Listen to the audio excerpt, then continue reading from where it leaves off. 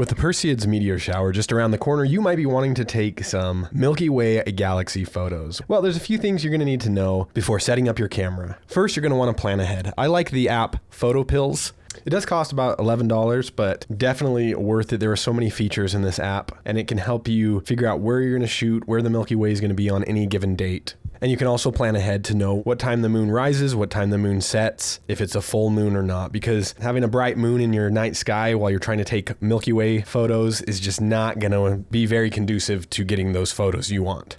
Now, another thing you're going to want to pack is a wide angle lens to really get as much of the sky as you can. And usually with a wide angle lens, you can open the aperture more to get even more light into your camera. Now, don't forget your tripod and a tripod plate. That's very important. I recommend getting an inexpensive remote shutter release, so that way you're not pressing the shutter button on your camera. We want to minimize any type of vibration because even the smallest amount of movement is going to be picked up during these long exposures. If you don't have a remote shutter control or you don't want to buy one, then you can use a built-in timer inside your camera. Usually cameras have a 10-second timer and a 2-second timer. You're going to want to pick the lower timer, so you press it, wait 2 seconds, your camera will take the photo. Now, I recommend packing a handheld flashlight as well as a headlamp that has a red light feature. I like this one from Celestron because it's only red light. You're not going to accidentally hit, when you press the button, you're not going to accidentally hit the white light on, and that's just going to be better on your eyes and helping you adjust. Now, the reason for a handheld flashlight is if you wanted to do some light painting where you illuminate the trees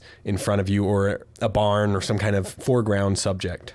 Now, once you set your camera up on your tripod, you're going to want to make sure your settings are changed to manual mode. And again, open that aperture wide to get as much light as possible. You're going to need to bump your ISO up to 1600, possibly even more, possibly 3200 or 6400. But start at 1600, and then if you need more light while you're out on the shoot, you can raise that up a little bit.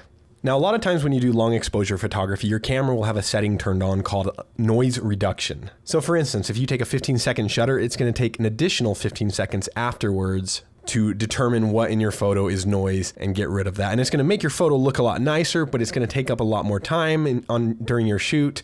It's just going to take up a lot of that precious battery time. I recommend turning that off.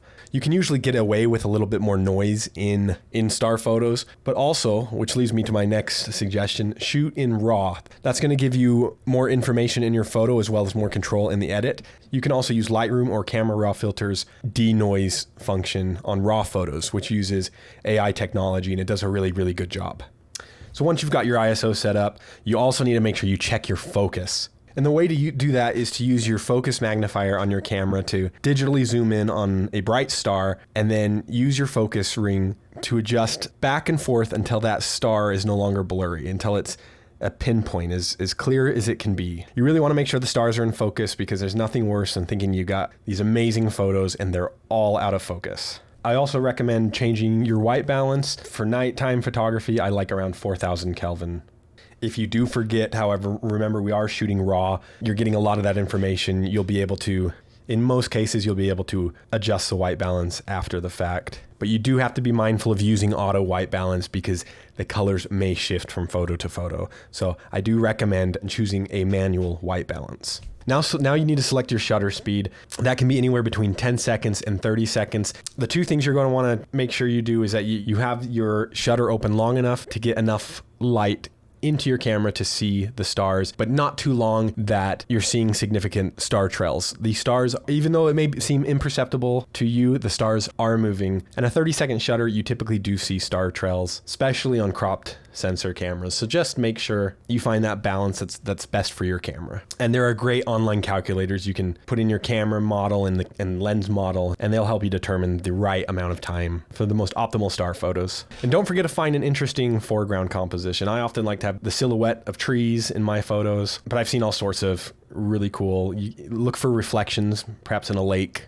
And if you want to do a time-lapse video, some cameras have a built-in intervalometer, or you can purchase an external one. But keep in mind, if you want a 10-second time-lapse at 24 frames per second, that's 240 photos. If you're doing 20-second exposures, that's over an hour of shooting. And when you're finished taking your photos, hopefully you've got some good photos of some shooting stars. As you can see here, this photo is actually not a shooting star.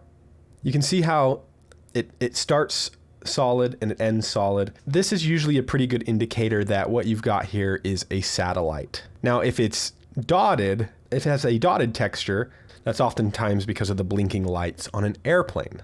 Another good indicator that this is not a shooting star is if we look at the very next photo. As you can see, the line that was here has moved here, and if we take a look at the next photo, it has moved further. Remember, these are 15-second photos, so this is about a minute's worth between these photos. And shooting stars happen within seconds. So how can you tell if it's a shooting star? Well, typically a shooting star will be a different color, and it will taper in and out, just like you're seeing here. And I was pretty excited when I saw this image because I thought I had captured a shooting star. But as it turns out, if I look at the photo right before it, we can see it still trails. And even in the next photo, which I don't have up, it's very faded.